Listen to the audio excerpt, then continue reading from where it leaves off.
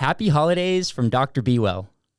I know that most of us associate the weather getting chilly with flu and cold season, but here at Dr. BeeWell, we call it bad sugar season. As Americans, we generally eat like shit. During this time of year, with the holiday and other related stresses, those horrible eating practices tend to get kicked into overdrive. We offer a solution in the form of full-spectrum RSO infused raw local honey because we shouldn't be walking around eating nerd rope all day. This holiday season, why not let the bees handle the heavy lifting that your sweet tooth demands, while adding a little giddy up to your mood and smoothing out the rough edges we all tend to find at holiday parties, gatherings, and events. So, from all of us in the Dr. BeeWell family to you and yours, we wish you a beautiful holiday season. And don't forget, Dr. BeeWell honey is the best cannabis stocking stuffer on the market. I think it's fair to say that most people know how vital strength training is for long-term health and fitness, but find it hard knowing where to start. I'm here to say that also included me, Dr. Steve. You want to make sure you're doing exercises correctly, you don't want to get hurt, and you have no idea how to structure a workout program to get the best results. I've been there. In fact, this is where I found myself a few months ago. That's where On Target Fitness comes in. At On Target, every client gets their own custom strength program, tons of individual attention in their unique small group format, and the common sense nutrition and health coaching necessary to make a lasting lifestyle upgrade. As a new member of On Target, I'm not only seeing major changes in my body, but also my overall quality of life. In the past, I've struggled with using proper form. Well, let me tell you, whether it's Coach Joe or Coach Ryan, they've got you covered with technique. Even movement patterns as simple as walking have improved since I've started. When I was working out by myself without a program, I was often lost and lacked the motivation to challenge myself. Not at On Target. The energy and support in the group dynamic is truly game-changing. I have so much fun every time I work out. If you're ready for lasting change, don't hesitate to schedule a complimentary strategy session at www.ontargetfit.com. During this session, you'll learn a lot, make a plan, and only move forward if it's right for your budget, schedule, and goals. I met with Coach Katie, and she was awesome. So please, if you need that giddy up back in your life, get on over to ontargetfit.com and schedule your session today.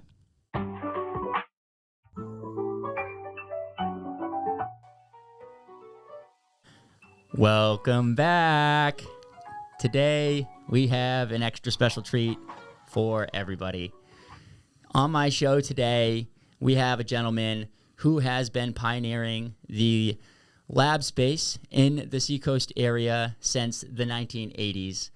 This gentleman has been, starting labs at first, and helping out soil, water, and air testing, making sure that our environment was sound. He did that at Absolute Research Associates. He then decided to take his talents to the cannabis space, where he started CATLAB, which is a full cannabis testing lab. And I'm so excited to talk to this gentleman today. My guest, Guy Sylvester. Thank you. Nice to be here. Absolutely, man. How's it going? It's going great. Yeah. I'm very grateful to you for coming on the show today, because I'm a pharmacist by trade. That's what my background is, and so I've spent some time in a lab. I know how to do some of these processes of some, or at least I shouldn't say I know how to do them. Mm-hmm. When I read how some of these processes are done, I can kind of understand what's going on a little bit. So I just have a ton of respect for you and providing this for the industry. Patients definitely, we definitely need, safe medicine for people and safe recreational products for people. And, that's what you do. Mm-hmm.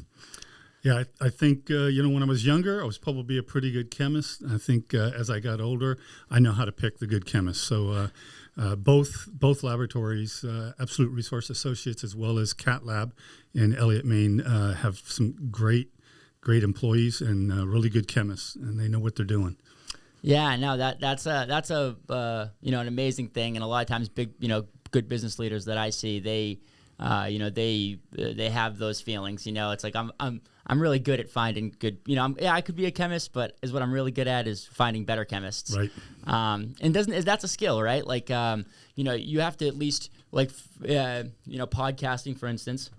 Michael Jordan was the greatest basketball player of all time. He couldn't draft a player to save his life.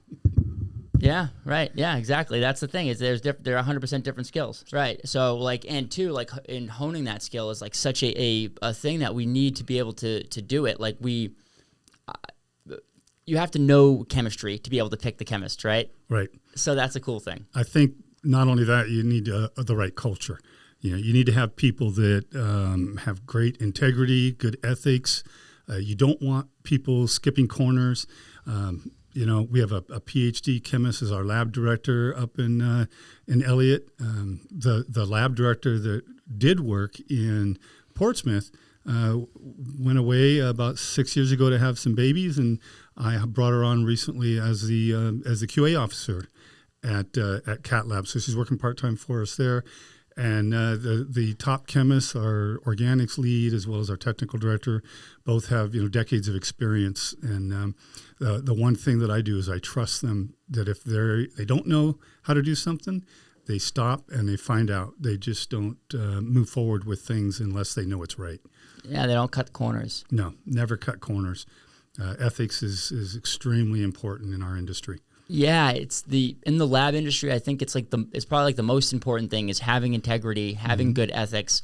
Because I know just like at first, this is something I don't know if it's still going on, and not that it was this market specifically in Maine, but just in cannabis markets, like a common thing that's talked about is like, oh, I go to this lab and they give me these numbers, and then I go to another lab and they give me other numbers, whether that's like, THC percentage or whether that's pesticide testing or heavy metal testing, there's different numbers. So there is some of that. So you need integrity. Yes. And I've heard all those things in the past. I also did a little bit of my own study where I took, several samples off the shelf, and I ground them up so that I could get some homogeneous samples, and I split them up between the 3 labs that were operating at that time, and all the results came back within a couple percentages of each other, actually within 1% of each other with THC. So I had no doubt that if there's a discrepancy, most of the time it's where you picked it on the plant or their stems or their leaves of the bud. But if you just take the buds and you grind it all up and you split it between the labs, the numbers are going to be extremely similar. What a great way to to have some like solidarity in the you should publish that. You should do it again and do it do a test out and say like, hey guys, this is for all the operators that have been saying that, guess what I just did? I just did this, and these are what the test results are, and the numbers don't lie. That's the good thing, is like the numbers they don't lie as long as everything is done correctly on the back end. You can, we know all the different biases and the levers that they can pull in statistics and stuff and within studies, but if the numbers are true and it's a true study, they're not going to lie. Right. Did you do any pesticide testing or like heavy metal testing with that, or? I didn't. Pesticides wasn't regulated at the time I did it. They just came on board this beginning of January this year. The heavy metals we did not. I did do some studies between myself and one of the other laboratories, and our results were almost identical right down the line. Cool. Okay, so you are doing it, and you have a good relationship with all these labs? I do. Okay, that's great. That's great, because I feel like that community does need to come together and be its own separate. They don't need to be like sheriffs of the industry, but they need to be people who are together. They're understanding. They have their processes that are all the same. And you told me that's kind of what's going on up there, right? That most of the processes are the same. Most you guys are doing the same thing up there. Yeah, most everybody. We certainly do the same processes. I think 3 of the labs out of the 4 now do run the same equipment. And if they're not from the same manufacturer, they're at least the same equipment. But in some cases, they're even the same manufacturer. Oh, that's really cool. And another thing is too is you had told me that you're using the same equipment that in cannabis testing that you're using in your other research right. For the air, soil, and water. Right. So at Absolute Resource Associates, they use a liquid chromatographer with 2 mass specs built into it. They call it a triple quad, and that's used for PFAS, which is the forever chemical that is in the news a lot these days. And we use the same instrument, a liquid chromatographer with 2 mass specs as detectors for pesticides. Yeah, and the polyfluorinated substances. Yes. Polyfluorinated substances. Yep. Okay. Now those are that. Can you what is a PFA? A PFAS. Well, actually, where it came from was Teflon.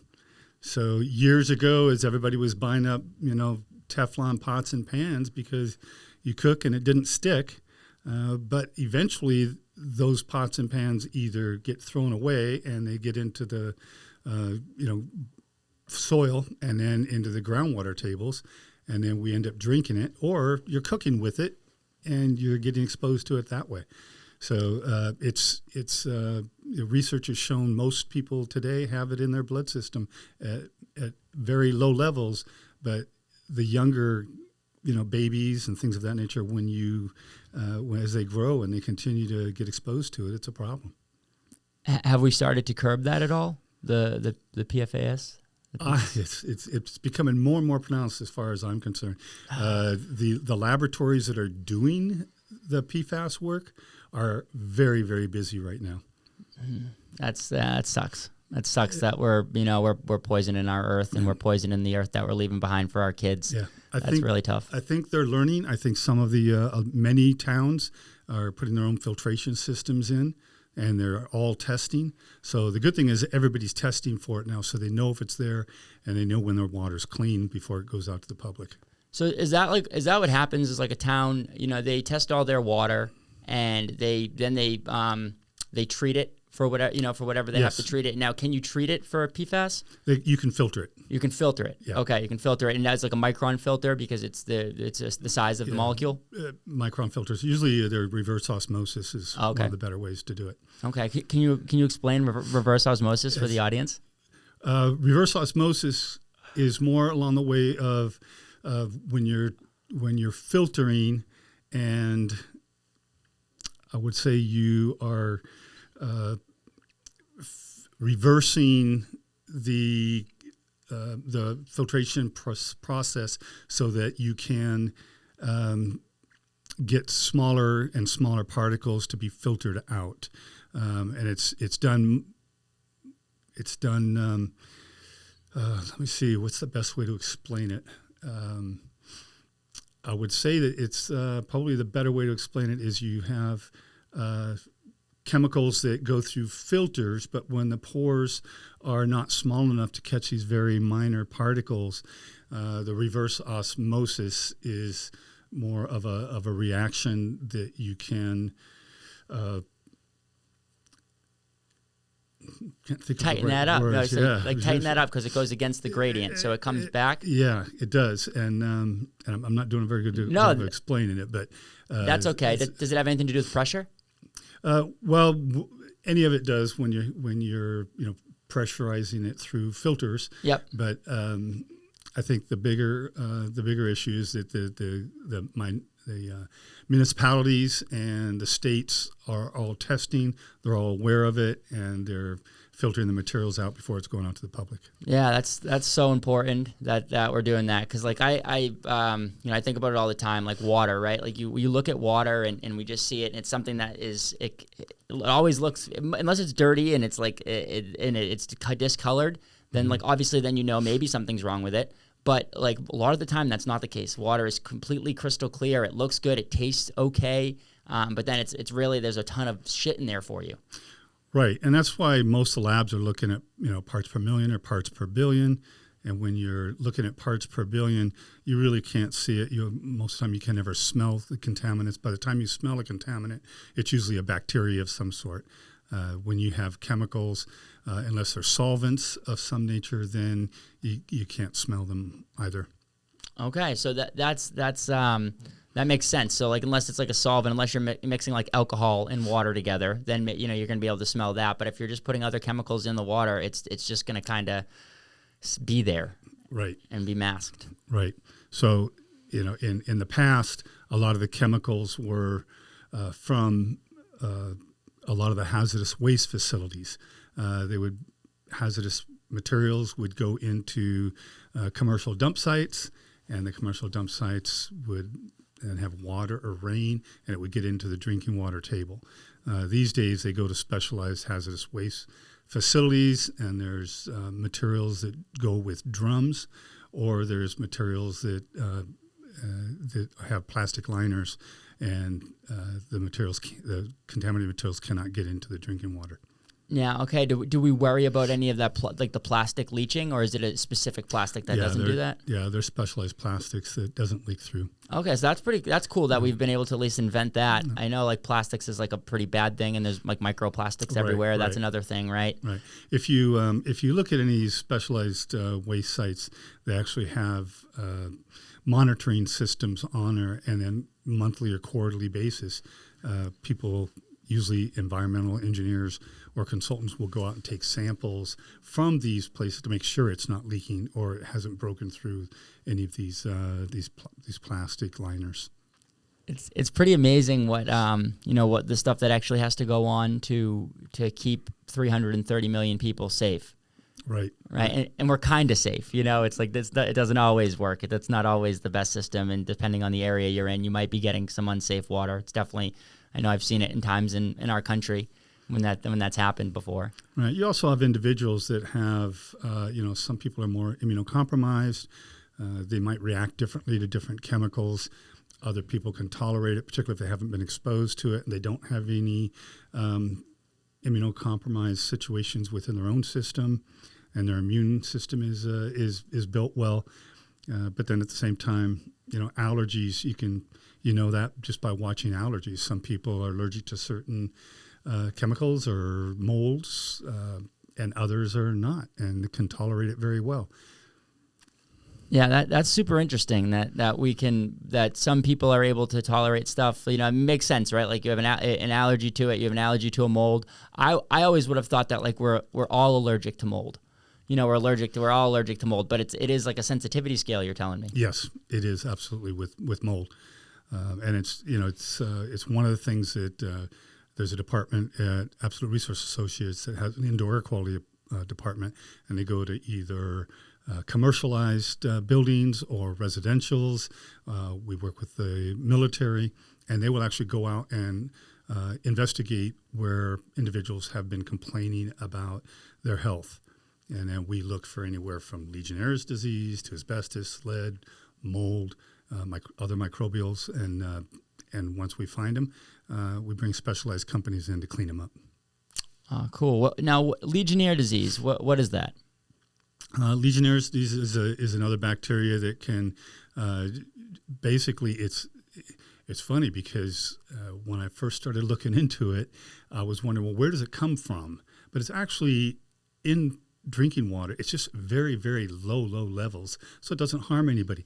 But if you have warm water that is stagnant and sits for a while, and it can be in a hot water heater or in a shower faucet, and if it sits for a while and starts growing because it's incubating, then it gets to the level where it can harm us. And that's where the bacteria becomes very dangerous. Topically, or do we have to ingest it for it to be dangerous? Generally, you breathe it in. You breathe it in. Yeah, okay, through water. Yeah. So if you go and you turn a hot shower on that hasn't been used in a while, and there happens to be Legionnaire's bacteria, it gets aerosolized, and we breathe it, and that's when you get infected. Wow, that's pretty funky, man. Yeah, that's pretty funky. That's the stuff that's like what you're protecting people against, is the stuff that we can't see really. Right. Sometimes you can smell it, but you even said it, like when it's mixed with water, it's so hard to get those outcomes where we are smelling something or seeing something. Right. The mold. Like I thought the last place I lived in, there was this awful basement, and I had a dehumidifier going, but I probably didn't change as much as I should have, and I changed it pretty much every day, but I still found out when I moved out that I had some mold on some of this stuff, and that's just because moisture. And is that how mold generally grows? Or mold needs a nutrient, it needs oxygen, and it needs moisture. So if you have a basement, particularly if you have a basement that's built out that has any sheetrock. So sheetrock has plaster, but it's got the paper on the outside, and then that gets wet, maybe a little flood or maybe a sink overflows, and then that gets wet. Now you have the nutrient, which is the cardboard or the paper on the outside. You've got plenty of oxygen, and now you've added water. Mold is already in the air. It just starts growing. Okay. And different. It's kind of interesting. Molds, different types of mold grow just like different types of plants or trees. I had a doctor of my college at UNH told me one time, if you think about, you look out your window when you're driving by a Joshua tree, you know you're probably in the desert. And if you look out your window and you see a hemlock tree, you probably are in wetlands or in a wetter area in the north. Molds are the same way.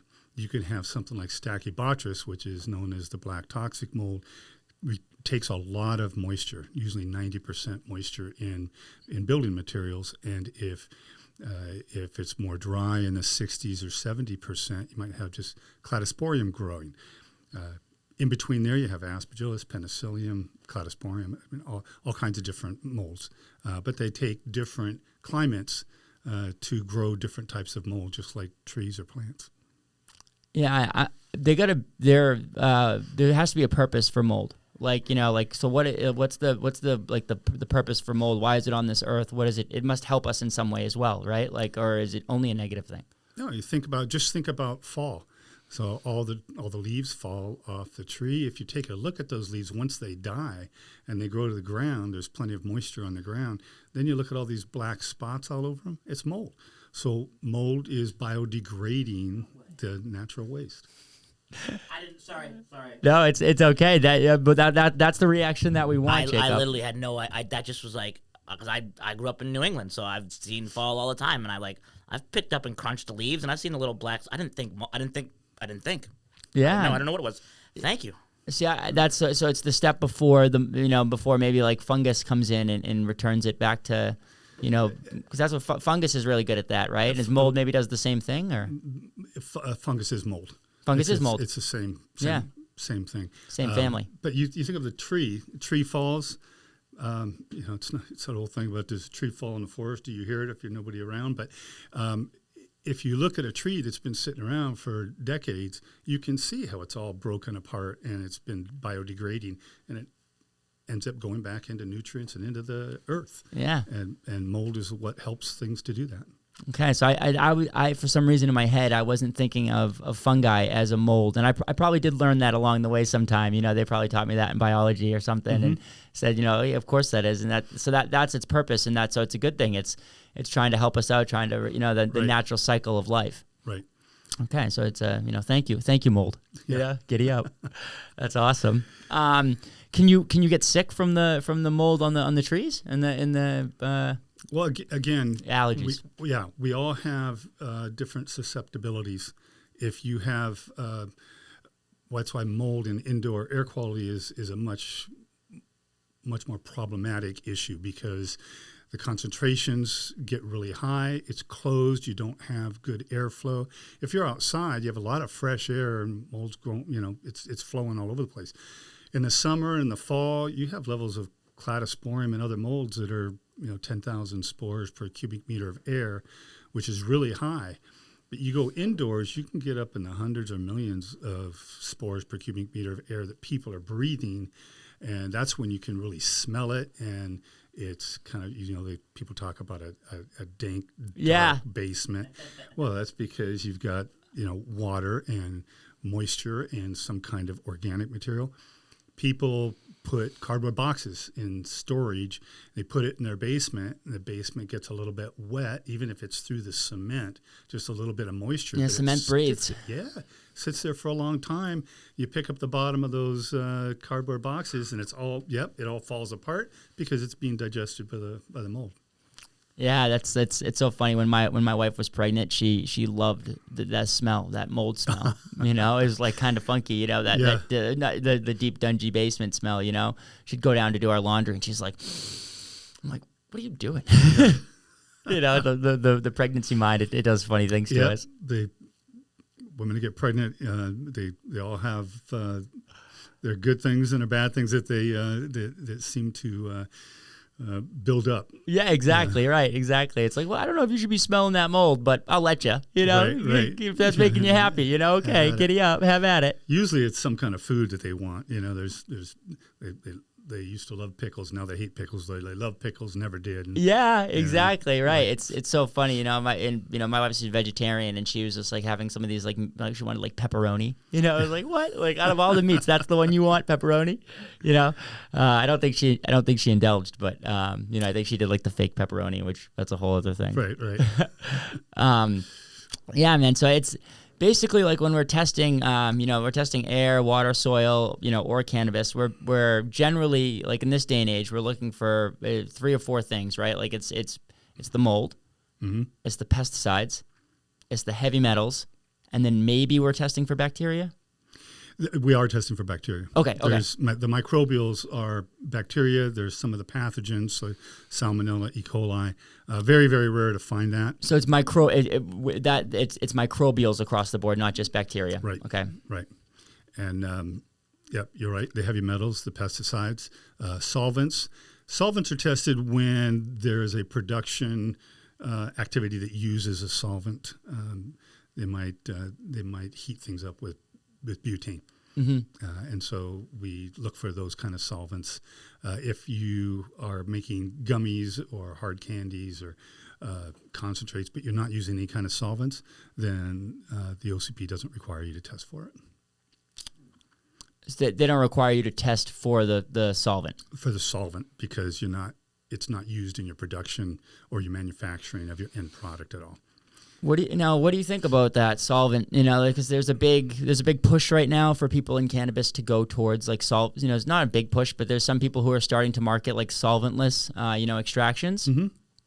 What do you think of that?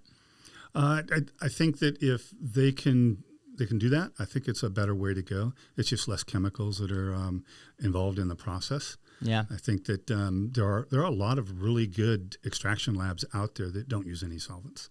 For sure. And I'm curious though, are you saying that it's bad to use solvents, like for extraction? No, not if it's used properly. But it doesn't mean that it's like pesticides. If pesticides are used properly, that's great. But if you use it in a way that it's left behind and gets into your food products or gets into cannabis, and that's when we test it. When we find it, that's a problem. Yeah, right. Like, what is someone doing like an ethanol extraction, making RSO? Mm-hmm. That doesn't sound so bad. No, none of it is bad when the process is done correctly. Mm-hmm. The more difficult things are like heavy metals, because heavy metals come from the soil, and when you have the seacoast, there's a lot of arsenic in the seacoast soil naturally. So if you have plants or even vegetables, cannabis that's growing and you're using soil, your chance of having the uptake of those metals into the plant is a lot higher than if you're using, something like cocoa soil, which doesn't have real soil in it, and you're just adding the nutrients to the water. Yeah. So would you say that's a tough thing to say? Like, would you say it's better to do the cocoa versus the regular soil? Like, I love real soil, and I think that's what I would before. As of right now, my opinion, and I'm always my opinions can always change and can always grow with more information that I get. But I would like my friends who are doing it with the soil and doing the living soil and putting their flower back into their back in there, creating their own nutrients via that way. Like right. That, I think that's the biggest giddy up. Opposed to doing like the cocoa and adding nutrients, because that's another chemical too, right? Yeah, I think I've seen it where people are using soil and they basically what they say they chelate, or what they do is they add the nutrients with water towards the end without soil, and the plant will take that up and kind of get rid of the metals, and that's one way that they can use soil that kind of cleans it before it goes to production. But on the other hand, if you're using the cocoa soil, there's no metals and you really don't have to worry about it. Right. Yeah. There's no metals, and that's that. So there's you trade off the metals. So what would you say is worse, the metals or maybe the chemicals that could come in pesticides? Probably the chemicals that come in pesticides. But I do know, I know a lot of growers that are growing and they use soil and they grow outdoors, and they don't have a problem with pesticides. They don't have a problem with metals, and they don't have a problem with the microbials. So they're doing something right, and they're capable of doing that. Where I've also heard other growers, they grow outside. They're like, anybody that's going to test for microbial is going to fail by the standards used for the adult use.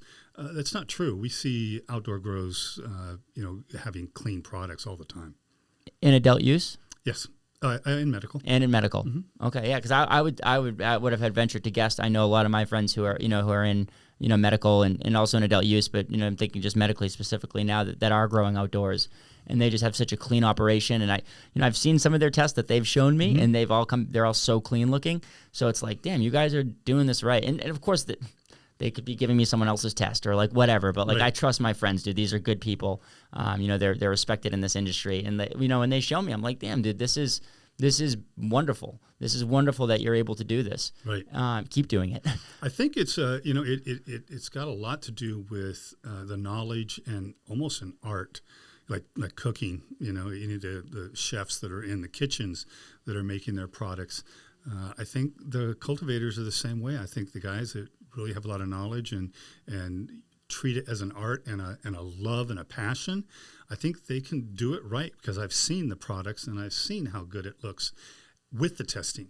So I've also heard that people have said, if it's an outdoor grow, you're going to fail every time. I've seen a lot of outdoor grows that pass all of the tests on the medical side, but by the standards that the adult use market uses. Yeah. Okay. Now, for the microbials, would there be is that a necessary test for the outdoor grows? Is that one definitely necessary? It's one that is required on the adult use. It's not required on the medical side. I think that. Well, there's no testing on the medical side right now. Correct. Right? Nothing's required. Nothing's required, right. And again, I think it's the same thing. If you are ingesting or you are inhaling a cannabis that has a lot of microbials in it, and you don't happen to be susceptible to those particular microbials, probably never going to have a problem with it.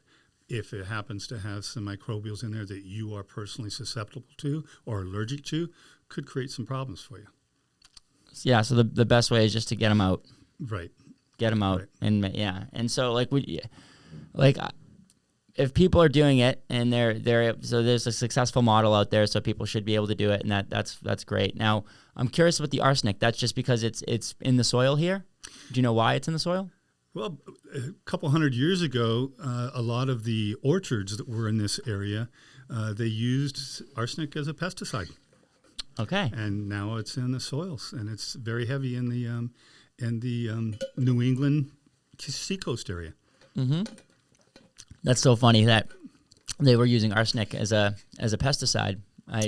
So like it arsenic as I'm trying to think of arsenic, like how it comes in liquid form. Usually it's a powder that they're spreading. That's what I thought. Okay, that's what I assumed. Okay, so it's a powder. That's a little bit more different. But I would say that there's a lot of pesticides are powder. A lot of pesticides. Mm-hmm. There's a mix. Some are liquid, some are powders. Yeah. So they were just going to all their orchards, throwing in some arsenic to kill all the. Obviously, the arsenic's going to kill whatever critters are coming by. You know, like to get some of those apples. But even today, when people are buying property, if it was an old orchard or a current orchard that's been around for centuries, they're going to have an arsenic problem, and then it has to be cleaned up before it can be sold. Okay, yeah, they're going to have to mediate it. Yeah. Okay, now what's do you know any about those processes? Like, what is a mediation process for arsenic? What do you do? The remediation process, that's normally where we'd call in the environmental engineers,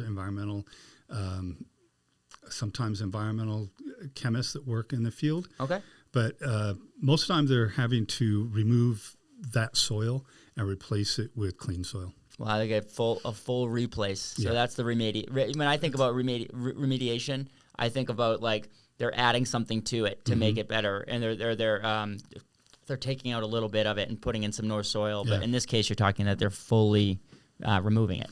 It's interesting because we had a government contractor that was having a problem with lead, and the lead was found around all the old lighthouses that the government owned. And it was the lead paint that they used, and over decades and decades, it dries up and it Chips off, and it falls into the soil. And guess what? Now it's in the soil. So that was the remediation at that time. As they went in, they dug down and they kept testing until there was no more lead. And once the soil was cleaned up, they replaced it with clean soil.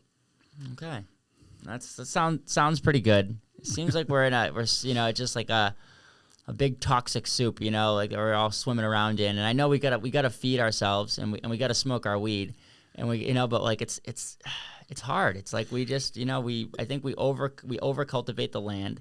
We try to we just make it a thing where we're having to bring in all these pesticides and do things unnaturally a little bit. Yeah, I think most of the cultivators these days and farmers, find ways to naturally get rid of the bugs. Sometimes they use other bugs. Yeah. That like to eat the critters that are damaging their crop. Yeah. So that's really cool. And sometimes there's even education out there that isn't always appropriate. Like some people think like aphids are going to come and kill all your plants, and like they're really not that bad. Right. That's one of the remediation processes that some cultivators use, is they use aphids. Oh, cool. Yeah, that's cool. I think that you said they just put aphids all over their plants. Right, but you have to be careful because one of the tests is filth and foreign matter that is required by adult use, and if the aphids are still in there, it will fail. So you have to make sure that you get all the aphids out. Yeah. Wow. Okay. Now, that's the big question on everyone's mind right now. Maine is one of the last states in the country where for their medical market they don't require testing. In the adult use market does require testing up here, and there's a big separation behind the scenes of the different the operators from medical not wanting to have to be forced to test, and the adult use players saying, hey, if we have to do this, they should be doing it as well. I know that recently that OCP has been trying to do that to Maine Medical, and to bring that on and to get them to do testing. They recently did a study that I believe was I know it was released out there. You shared it with me. I reviewed that study, and it did there was some startling facts that came from that report. How do you feel about the whole the industry as a whole in terms of medical versus adult use, and what is the path forward here? Well, you got to remember, I'm a chemist and I own a lab. So, a lot of people think, well, he's just going to say you have to test because it would be beneficial to the labs. The fact is, I personally believe that the public has a right to know. I think at the very minimum, packages that are tested should say that it's been tested, and packages of product that have not been tested should say this product has not been tested. And I think at a minimum, that resolves the problem of the public has the right to know. And so if you want to smoke cannabis, or you want to ingest cannabis and partake in it, at least when you buy products, and I think that would be a great starting place. I think that again, when you're younger, metals can accumulate in your body. So as you're younger and try to develop, lead, mercury, they can create a lot of problems with youngsters. I think that it would be better to know that if you have youngsters and you're smoking around them, or you have gummies, you certainly don't want them to get a hold of them. I think that's but even an 18-year-old or a 21-year-old who we're still trying to protect these people because their brains are still growing. Right.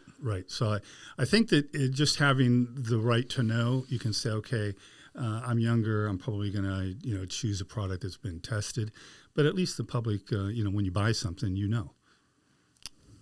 I would have to agree with you 100%. I think that putting definitely like the label idea is a great idea. Like just people saying, hey, this product is tested or it's not tested. It's not necessarily forcing the grower or the operator to have to do that.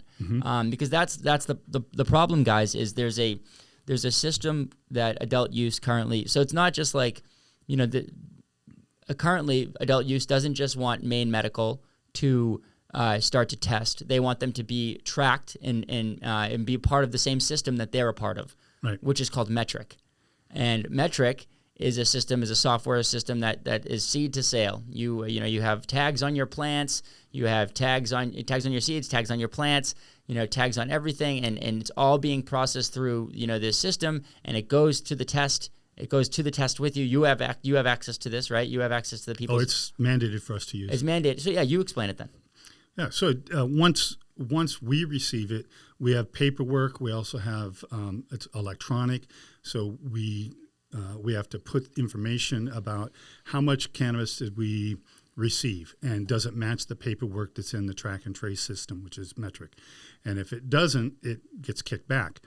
So the amount that we receive is logged, and then we use certain amount to test the samples, and anything that's left over, we have to log that as well, and then we have to properly dispose of it. So every gram of material that is being given to the laboratories is track and traced, and then it's either tested or it's disposed of, and that's the end of the or product. both. It's tested and then disposed of. Right. So it's pretty cumbersome. It's a very detailed system for sure, and if you get it wrong, the system will kick you out. If you say you've put in that you're giving a lab 16 grams and there's only 5 grams of product, it gets kicked out. And we don't do that. We put the amount in, and then OCP sees it through this track and trace. And I think that's their way of saying, okay, if they said they gave you 16 grams, but there's only 9 grams there, where's the other 7 grams? I think that's their way of finding it. Generally, it's just a mistake on whoever's doing the paperwork. Right. So we try to work with OCP and whoever the cultivator is that's giving us the product. How many you're saying 16 grams, what does an operator need to send you to have each strain tested? Or like how, what is that working at? If they're growing, say they're growing 100 plants of the same strain, how much of that do they need to send to you? It's all based on the product weight of the batch. So if a batch is 1,000 kilograms or 5,000 or 10,000, that amount has a specific weight they have to turn in. So they'll either turn in 5 grams of product to us, or 9 grams or 16 grams or 22 grams, depending on how big their batch size is. And then it's the same thing with gummies. There's pieces. So if they have, if they're producing 500 or they're producing 1,000 or 10,000 gummies in that batch, then they have to give us the specific amount of gummies to be tested. Okay, that makes sense. But like it's a batch, so like they're having to cut down. Whatever they cut down. Say in this, we're talking about flour, whatever they cut down, they have to put that into a batch. So like that's what the companies are doing on the back end. They're, we're going to grow this strain, we're going to test this strain because we know we're growing this much of it. We need to get this, but that's not how is that being representative of every plant? Like that's what I'm confused about. Because like you could be doing, generally, yes, a grow is going to be doing every single thing to the same plant because that's just what business is. Of course you're going to be doing that in business, but what's to say that like they're not just growing one plant and then they just give you 22 grams of that one plant that's the purpose behind the tags on each individual plant. And this is what the cultivators are responsible for. So if they have a tag on each individual plant, all of that is documented when they're taking samples. So they have to take so many samples from different plants in different areas of the plant that correspond to the batch size.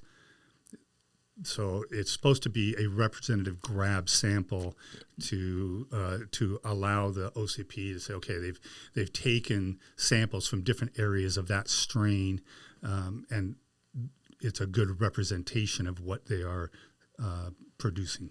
Right, and it's all like these operators do have to have like cameras and stuff in their grows in their facilities. So like I suppose that if they said, oh yeah, well I'm taking 2 grams from this plant, 2 grams from this plant, 2 grams from that plant, and it's all from this batch, then you might they'd be able to go and tell whether you're actually doing that. Well, not only that, Steve, not to interject, but not to be the criminal in the room, but if that would be one of the dumber ways to get caught doing something, and the penalty would be so not worth the little scheme you just pulled that you just do what you're supposed to do.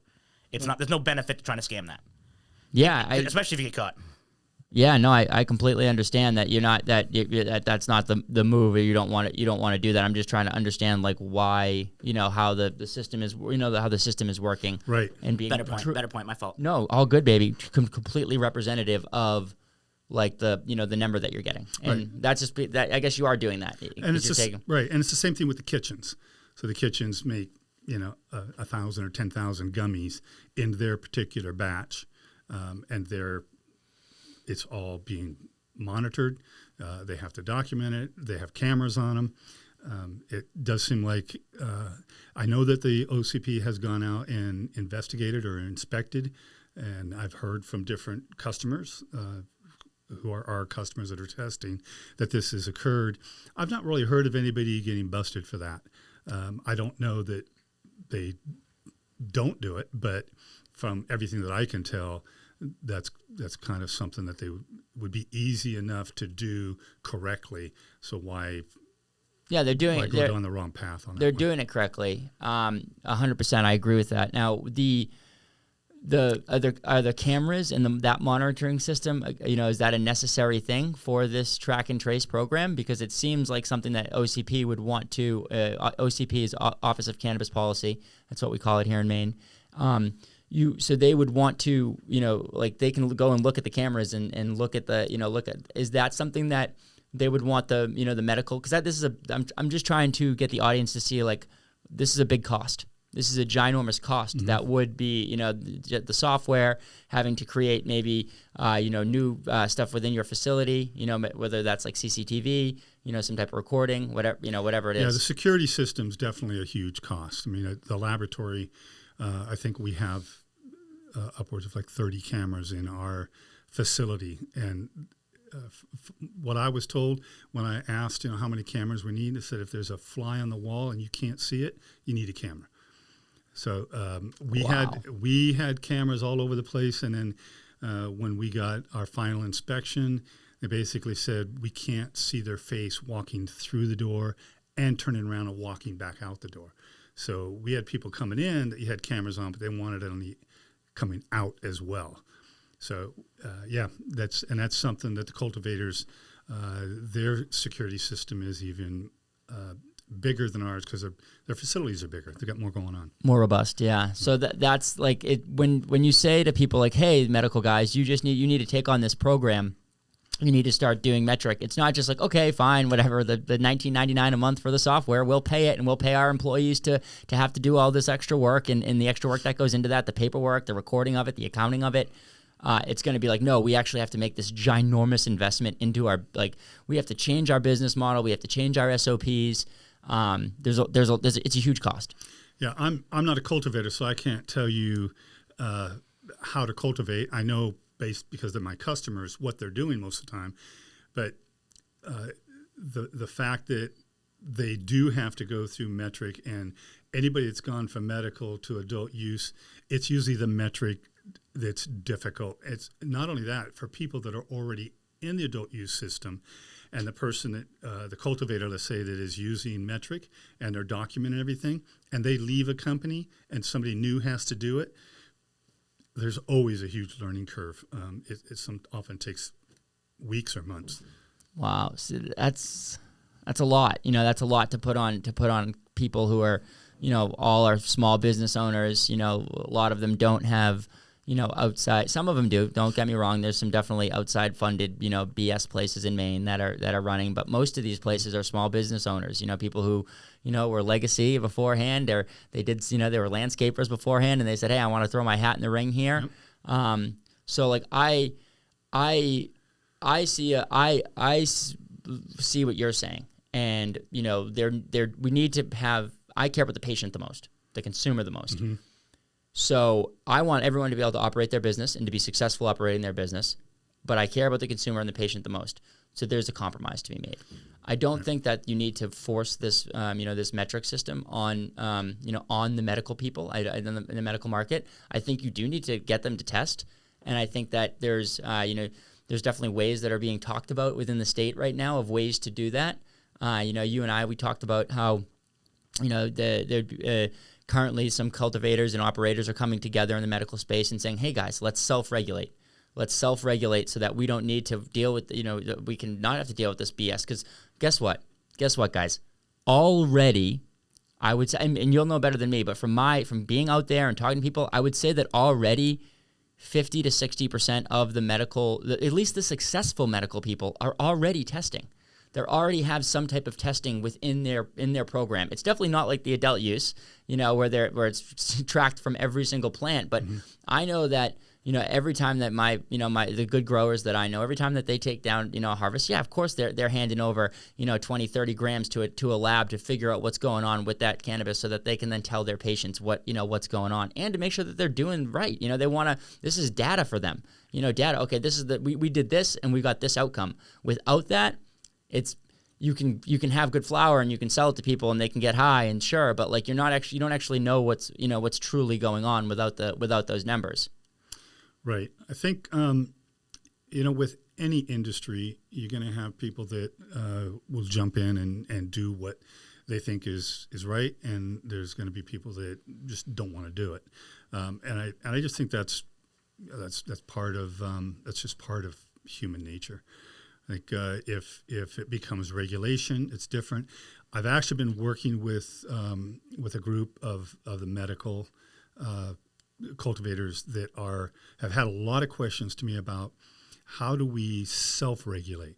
If we could develop a way to self-regulate so that we're not told how to do it, but we regulate ourselves within our own industry, we would much rather do that than have the OCP or regulations put upon us and forcing us to do certain things. We want to do what's right. We want to test. We don't want to put materials out there that have pesticides or heavy metals or microbials. So the discussions with me have been, what would you do and how would you do it? And it's been a very open conversation. But the person I've been talking to said he's got 100 different medical companies that are willing and want to self-regulate. I have no idea what the OCP thinks about that, and I have no idea how many of the people that he says he's representing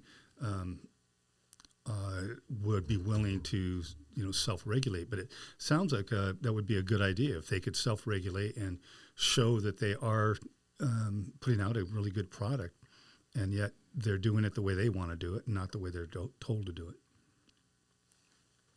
Do you have any suggestions on that? Have you helped them with any suggestions that you're willing to share with us today on practices that SOPs, standard operating practices, that they might be able to use? We didn't really talk about the SOPs. We talked more about if you were to test for certain tests, what would they be? And it was the pesticides and the heavy metals. When it came to the microbials, there was a deeper discussion because microbials, particularly yeast and mold, is the one that fails the most. Yeast and mold happens to, like we talked earlier, if you've got a sensitivity to that mold, you're liable to react to it. If you don't have a sensitivity to it, you won't react to it. So how do you test for something along that realm? And the other thing is that when we test, we often test for all molds. Now, some molds, such as cladosporium, are not very harmful to us, and we breathe a lot of it during the summer and the fall when the leaves are falling. We talked about it at that time, but There's also things like Aspergillus, Aspergillus niger, Aspergillus fumigatus. Those are very dangerous molds, and some of them can produce mycotoxins. The testing that we do doesn't differentiate between that. The testing we do basically says it's got mold or doesn't have mold. So that was the discussion that we went down with the medical guys. If we can find a way to test specifically for these harmful molds, we might be passing a lot more often because we're not failing based on the molds that are not very harmful. So it was an interesting discussion. Is there a way to do that? Is there a way to do those tests? There are labs out there that do DNA testing. Those are specific for species and subspecies of molds that are harmful. We are actually looking into some of those test kits that would allow us to specify what species that are harmful are being detected versus not. I think that would be really the way through. Yeah, I think it would allow more people. I think it would allow more people to pass, and we'll see. Yeah, and too, if it's identifying, you can pass, and this is all stuff that can go on the label. You can go on the label. You can have a little QR code on every single product that you could just scan on, and then it brings you right to this thing. That state run or state. The state ensures that you can see it, and it says, "Hey, this is what's in this product. Right. This is what's in here." And in this case, not the state run, but the medical guys would make sure that they would create this. They would create an organization that would do this. Right. I think there's a lot of power in that. Because I just know that people are doing it right. I know, and I don't necessarily. Maybe it's the adult use guys. They should have had the opportunity to do the same thing, to regulate on their own and to do the same type of deal. I know that the study that was commissioned. I want to just talk about that for a second because it was basically there was they according to OCP. They went in randomly to all these places and grabbed certain samples of certain products.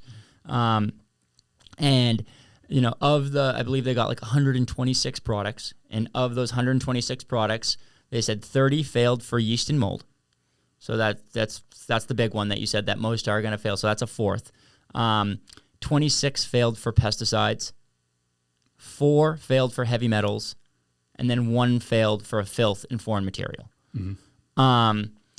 Now that number, that total number, ended up being, I believe, 42%. 42% of all samples were, quote, contaminated, end quote. That's an alarming study for people to see. To say, oh, wait a second, you guys just went randomly into these places, and of the random 120 samples, you grabbed 120 of them. I mean, almost half of them were contaminated. Mm-hmm. That's bad. Yeah, I've not had any discussions with the OCP about how they conducted their study or what their end goal was. I do know that I've read the reports. I do know that when the OCP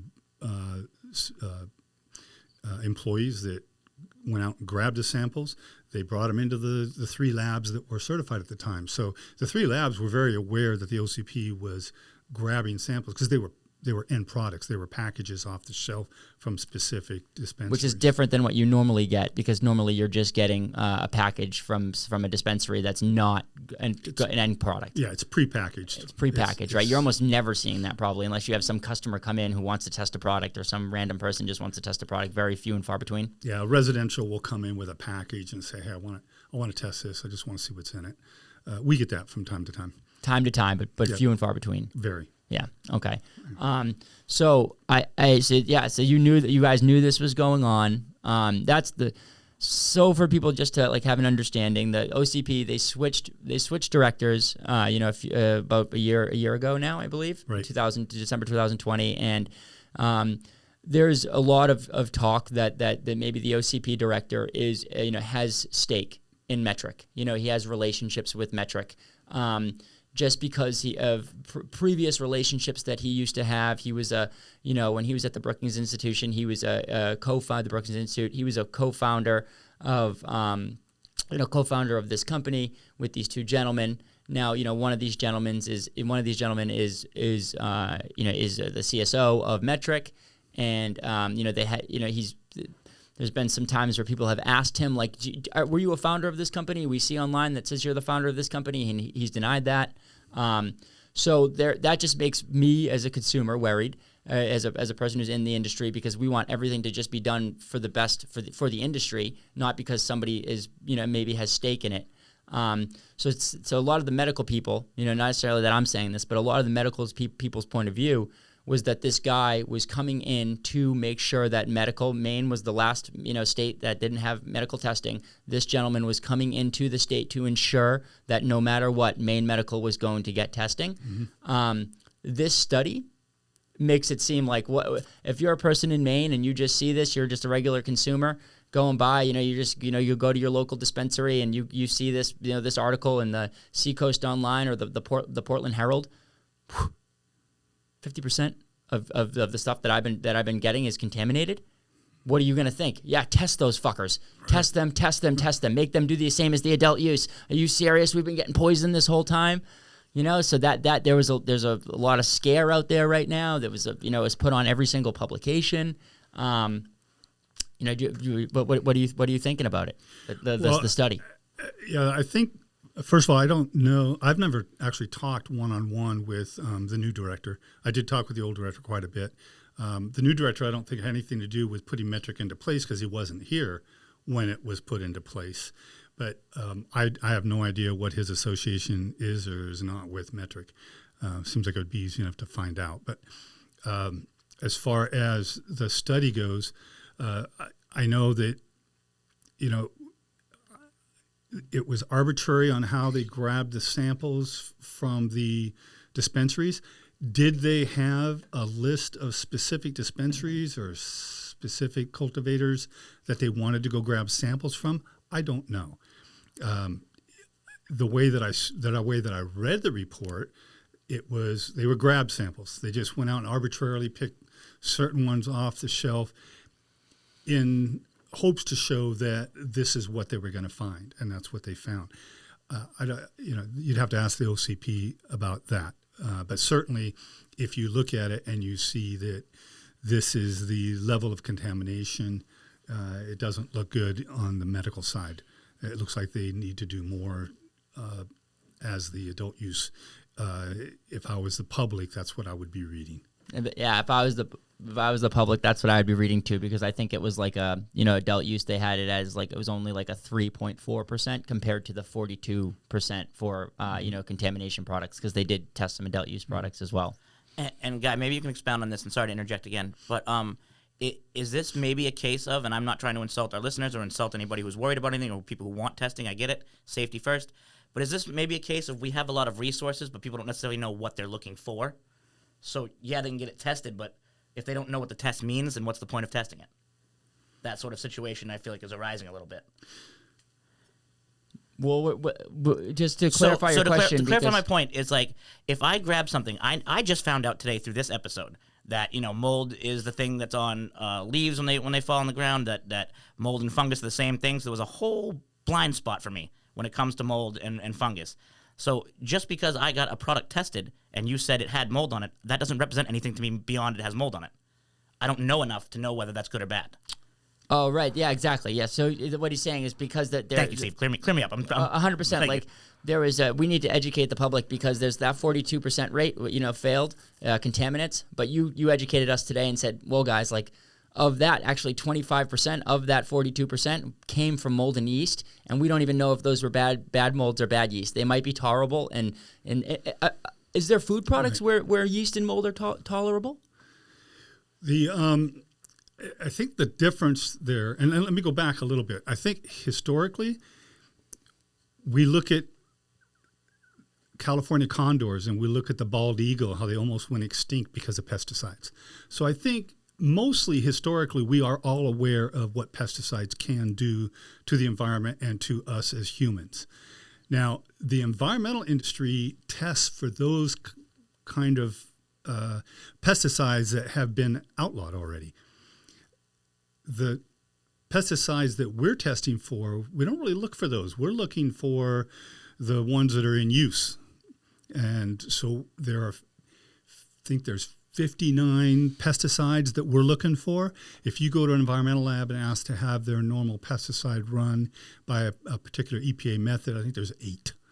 So we're looking much deeper into it than the environmental sector is. Same thing with heavy metals. I mean, I don't know how many people know it, but the Mad Hatter in Alice in Wonderland was contaminated, his brain with mercury. Well, there you go.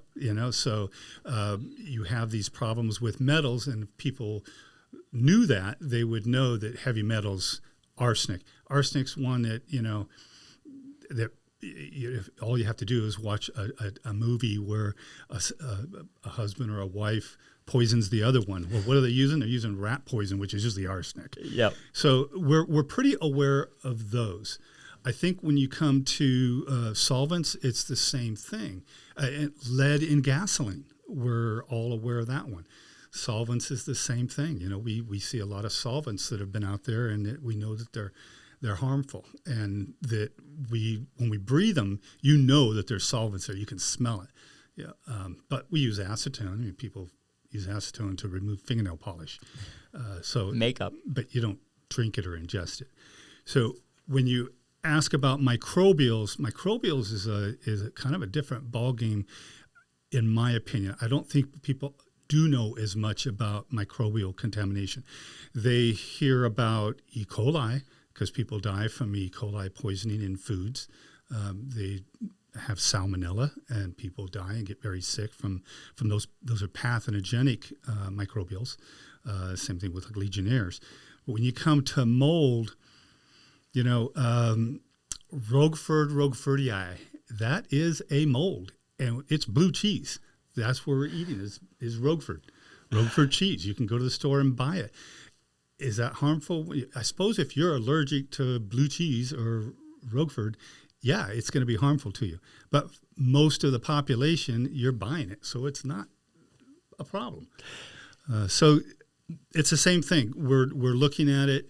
We're testing a very broad level of microbes when we're looking at yeast and mold. And I think that there might be a way to kind of hone in on that and look for the ones that are more harmful to humans than the ones that are not very harmful. And at the same time, to Jacob's point, educating the public on that, saying, guys, like, hey, if we do your label, the label system you're talking about, and you go into a place and you say, okay, this has some asparagus in it. I'm saying it wrong, but how do you say it? Aspergillus. Aspergillus, exactly. I knew it. I could see it in my head. Aspergillus. Well, that was funny. Pharmacy school was challenging for me. I would say drug names, and my friends would be like, dude, no, that's not how you say it, dude. That's literally how you've been saying it in your head. And I'm like, yeah, man, I'm sorry. Like, that's just how it goes. Yeah. But so, like, yeah, maybe on the list it says there's a little bit of aspergillus in this, or this is the, in the public knows because the grower and then the operator, the retail store, they have a list of, to let people know, yes, guys, this is an okay thing. Mm-hmm. You can have some of this aspergillus, and guess what? You're eating mold when you go and have blue cheese at the store. It's not bad for you. So like there was just a lot of things I think with the study. I know that if I had done this study and I was trying to, I read it, and like you said, I read the study and I read it as, wow, this is a beautifully done study that shows that these were randomly grabbed samples and that this was, this is bad. We need to fix this. There's something going on in the medical industry with the testing. I just had to do a little bit more research, and because I read the study, and I just love to get into it a little bit more. Mm-hmm. And there's a gentleman who he's an attorney by trade, and he's a journalist, and he's an advocate for cannabis, and he's very very astute and understands policy and all of it. And he I follow him on social medias and Twitter, and so he can. I can just kind of see what's going on, and I was just curious if he had anything to say about this, and he is this gentleman's getting his reporting has a lot of times he reports it first, and then it gets what's the word when it's solidified by the Boston Globe, then the Boston Globe comes in and say yes, that's true, but he was the first one to report it, and he had said that there was there was somebody. Somebody had posted that it says when they came in our shop, when they came in our shop, they specifically requested a single strain from a single grower.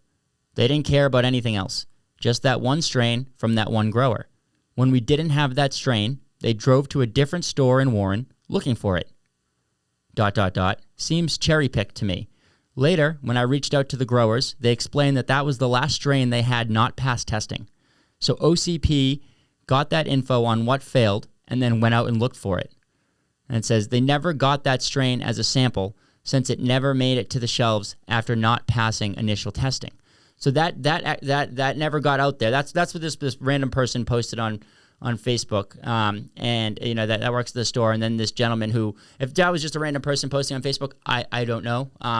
But then this person, you know, his name's Grant Smith Ellis. That's his name.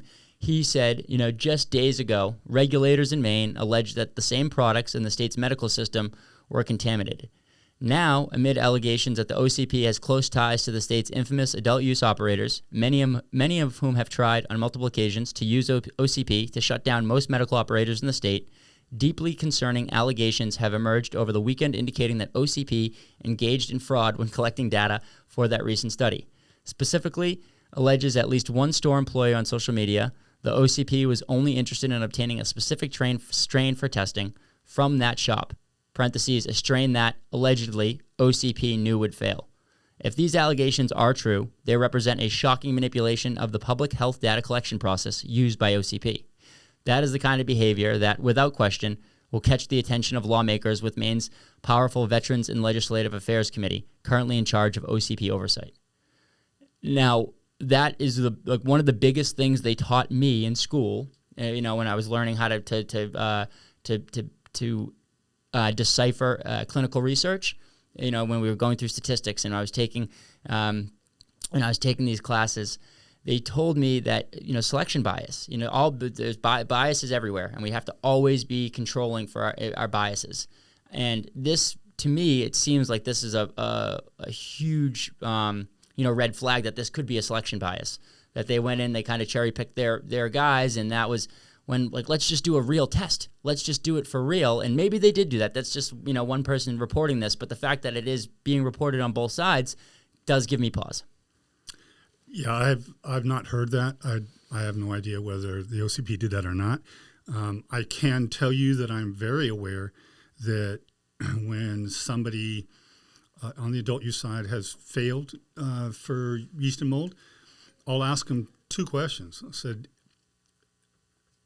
are your failures happening in the same room time and time again? And is it the same strain? Because certain strains love, or mold loves certain strains, and other strains mold doesn't love. And so if the OCP is aware of that, they could basically go out and look for a particular strain that they know inherently grows more mold. But I also know that the companies that I have talked to about that particular issue, they'll go out and say, "Wow, you know, yeah, the ones that failed were all from that same cultivation room. So the last harvest we went in and really cleaned that area up." Or yes, it was the same strain, so we're no longer growing that strain. Does it happen with everybody? I haven't really paid that close of attention to it, but I do know that when I talk to cultivators when they do fail, and they do that, all of a sudden they're passing a lot more often. So yeah, that seems like.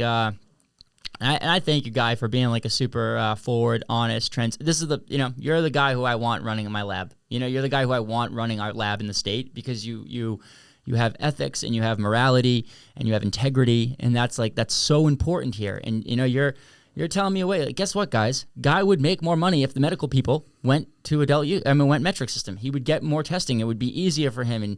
But he's over here this is my perspective at least, and he's over here telling us that, like, oh no, maybe there's a different way here. There's a different way for these people to do this because maybe it is too cumbersome and it is not necessary for us to do this. Like, the fact that you said 50, I get it. We're smoking this, so it is a little bit different than food. It's you're in terms of routes of administration, you're going to absorb something through your lungs, about 100 times faster. Maybe sometimes with other drugs, 200 times faster than you would, via PO by mouth. So I get it. Maybe we should be testing for 59 pesticides, maybe. But the fact that EPA, which is the Environmental Protection Agency, they only test for 8. That makes me think like, damn, man, what? Maybe we're being too hard on the adult use. You know, and I've always said that. You know, we're being too hard on the adult use people. The medical needs to come up a little bit, and like, let's just meet in the middle. Instead of like the adult use people trying to kill the medical people and get them to come up here, it's like, no, guys, like you're already too high. You're probably already doing too much, a little bit. It is great that you're getting these test numbers, but let's figure out a way that if we can scale this back a little bit, maybe. Yeah, I think, I like the testing that is done in adult use, only because I feel very comfortable with those cultivators that are putting a product out. And I think that the consumer, I don't know if the consumer actually does know that one is tested and one isn't, but I do know that I feel comfortable when they're using certain cultivators and they always have a really clean product. It makes me feel good. I think that are there better ways of doing it? I think the industry is so young. You're talking about 3 years old. I mean, I think it was regulated, 3 years ago when we started doing the testing, but it became, it was approved as a recreational material, I think in 2016. Yeah, it's 2016, December 2016. I think that the first store opened like January 2020. Right, but and then the testing, really kind of started about 3 years ago. That's a very, very young industry. So I think you're going to have a lot of this, push and pull until we get it right. And I think that in the end, we will.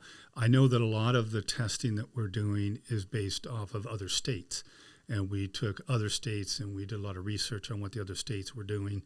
And we tried to find a happy medium. We didn't take the most stringent testing, but we didn't take the most lax testing either.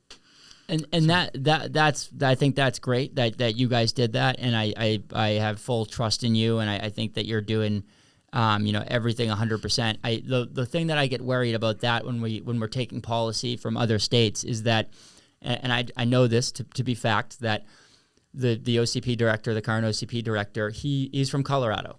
And he, the two gentlemen that I was talking about that he is a co-founder of this company with, they were writing policy. That's what they did. They wrote the policy. Doing some research on these folks, one of them, they don't really even partake in cannabis. They're not, they don't partake in cannabis, which I think can be a good thing. You told me that your staff, is 1/3. Jacob's giving us the thumb down, because that giddy up. You told me your staff's 1/3 partakes, 1/3, 1/3, does it recreationally, 1/3 doesn't smoke at all, 1/3 smokes every day when they get home. And that's a beautiful culture that you've built.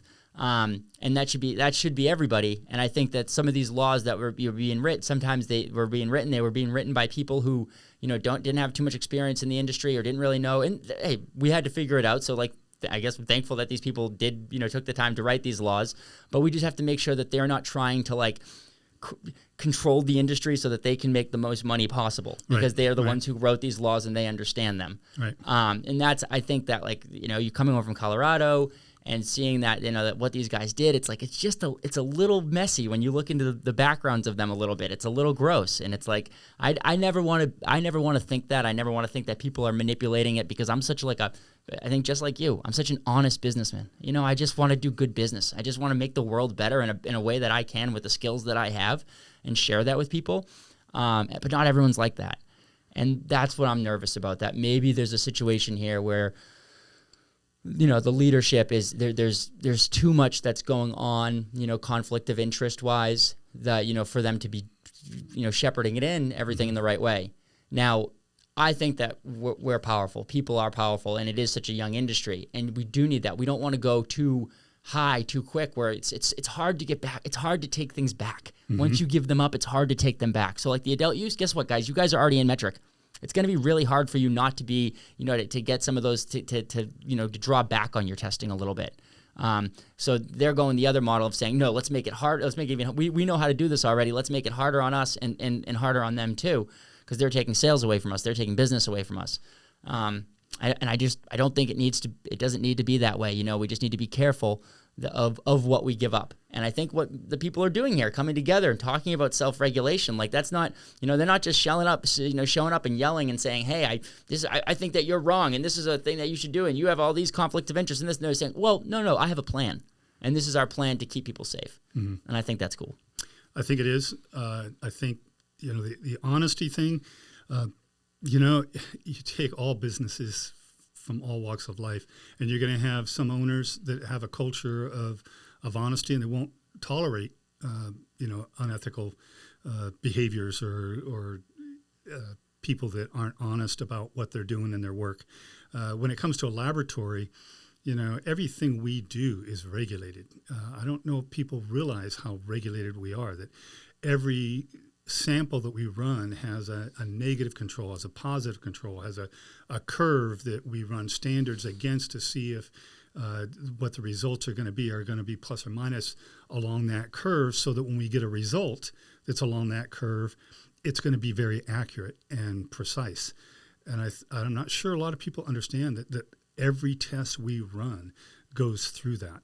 And I think that I have hired people that I trust and that I expect their honesty, their integrity to be very, very strong.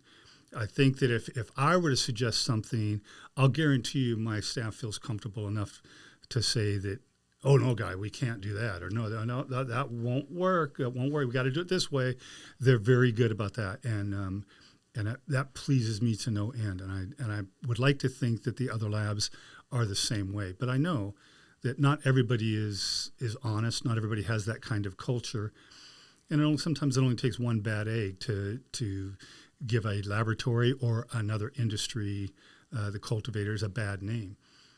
I would like to think that all of the adult use as well as all the medical cultivators have that kind of integrity, and they want to do what's right for the public.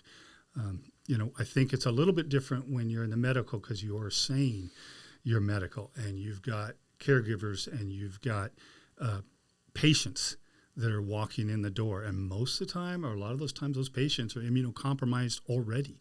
So you've got to be really careful about some of the contaminants that could be in there on that side of the industry. But I think that the continued discussions and openness will get us there.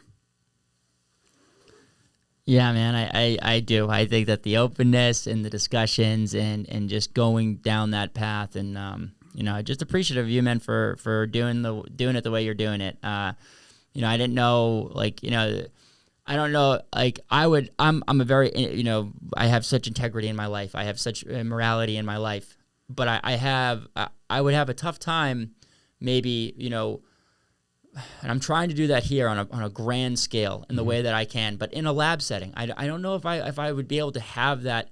Like I said, I just trust people, and sometimes I trust them a little bit too much, and so your judge of character. Obviously, you've been doing this for 40 years, and with the advanced research associates, absolute research associates. Yep. Okay. Absolute resource associates. Resource, which makes sense. Absolute resource associates. It makes so much sense. And now you've been doing it in cannabis for 3 years, and I'm just super grateful that you are, who you are, and that we're getting to have this conversation, because I think that it's important. I think that a lot of people are gonna resonate with it. I hope so. I know that I'm pretty close with the other owners and lab directors in the other labs, and I'd like to believe that they are every bit as honest and have the integrity and ethics that I do. You shared that with me, and I'm so glad that you just shared that with the audience, because that's, how about that? How about the operators take a page out of the labs books and say, hey guys, we got Guy over here talking about how great everybody is in the industry. I get someone on here, an operator, and they say, yeah, sure, the other guys are good, but I'm the best. I'm the best. And that's fine, but what you're saying is a lot better, and is a lot better for humanity, a lot better for our community, and a lot better for us. So Yeah. I thank you a lot for that, my friend. No, I appreciate it. Appreciate the opportunity to say it. Yeah, heck yeah. Well, if if anybody wanted to to come in and get any work done with you, how would they go about that? Well, you could go to our website, catlabllc.com.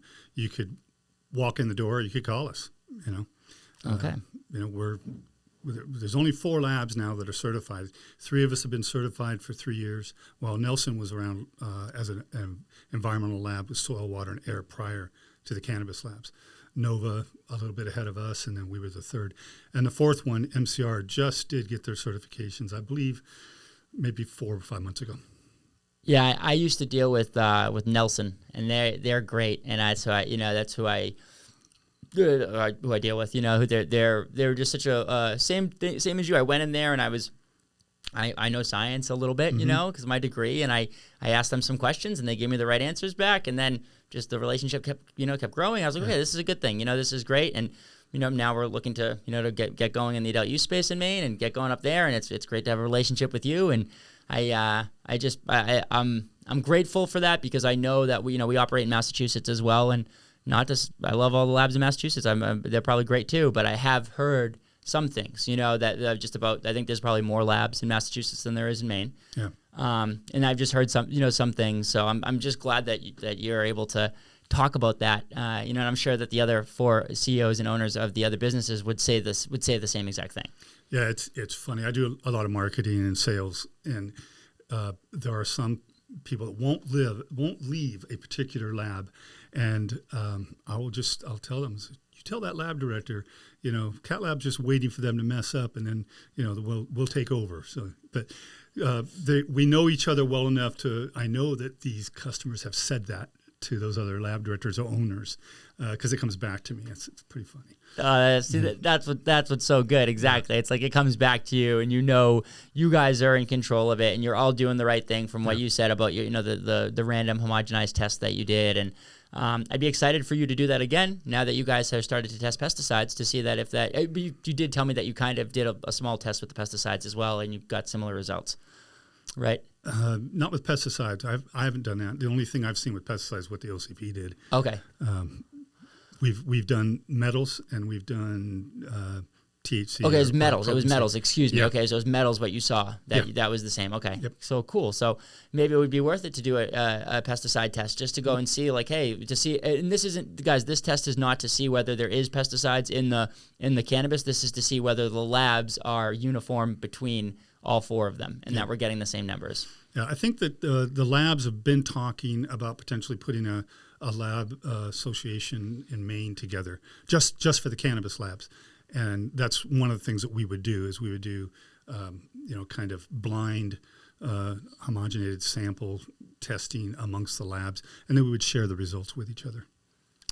I think that's a great idea. I think that's super powerful. I think that will help out the people in medical. It'll help out the people in adult use. I'm super excited to be a part of it.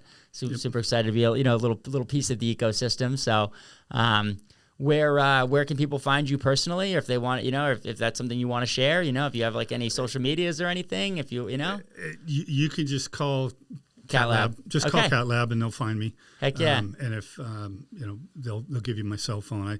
Most of my customers have my cell phone, so they call me 24/7 anyway. So. Yeah, right. Of course. Where's my test? Where's my what's the percentage? I need this tomorrow. I did this 6 days ago. Actually, most of them are really good. They usually call with questions about Sometimes they do call and say, "Where's my results?" Or they'll have questions about the test results. This isn't what I thought, or why is this test result failed, and how do I fix it? Because they do have a chance to remediate it on the adult use side. So how do you fix that? And so we have those open discussions about how they do that. So can you fix flower? Or maybe because they're saying maybe you did the test wrong. That's why they let you redo it. Because like if you have pesticide in your flower, can you get the pesticide out of your flower? Is there a remediation? That's a very difficult remediation to do on the pesticide. That is more of a remediation of the facility, of where they use the pesticide. But metals can be used for different purposes, and certainly mold can be remediated. They have X-ray machines that can actually remediate the mold without harming the plant, and that is often done. Then the sample is turned back in for a second shot at it. That's cool because I knew something was going on with the ultrasound and the X-ray. Yeah. Because I've seen these in facilities when I've been there, and I haven't asked before. I've said, like, what the hell is that doing there? You know, wait, why do we need that in this? Right. So thank you for sharing that. That's how you remediate some mold that way. Remediate. I keep saying mediate. Remediate. Yeah. Yeah, remediate. That's the better way to do it is X-ray. Is X-ray. Yep. That's fascinating. Yeah. And so mold you can remediate, and yeast you can remediate a little bit. Yep, same way. Same way. Any of the bacteria. Once you find E. coli, you're probably going to want to destroy that product. But we've only seen that once. Yeah. And it was in a product that wasn't flour or gummies. It was in an ice cream. So I think it probably came from one of the products that was added to make the ice cream, and it was probably already there. Yeah, it definitely came from the ice cream product, and not from the flour. So that makes me, a little bit happier that you're not seeing the black mold, and you're not seeing that. So that seems like we're going in the right way, going the right direction. Let's just keep making it cleaner, keep making it safer, keep making it healthier. Well, I also believe that the cultivators that had some concerns or had problems passing certain tests early on. Figured out how to do it better, and now they're passing much more often at a much higher rate. That's the way that they're growing their whole operation, or just their remediation tactics? No, the way they're growing. The way they're growing. Yeah. So their initial tests are passing more often than they did, a year or two ago. Okay.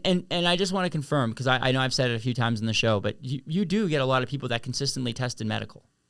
Right? Oh, yeah. Okay. Yeah. Okay. That's not something that I'm just saying. I want to just make sure that the audience knows that there are a lot of operators who are consistently testing and have good procedures that they follow, even though they're not a part of any system that's requiring them to do so.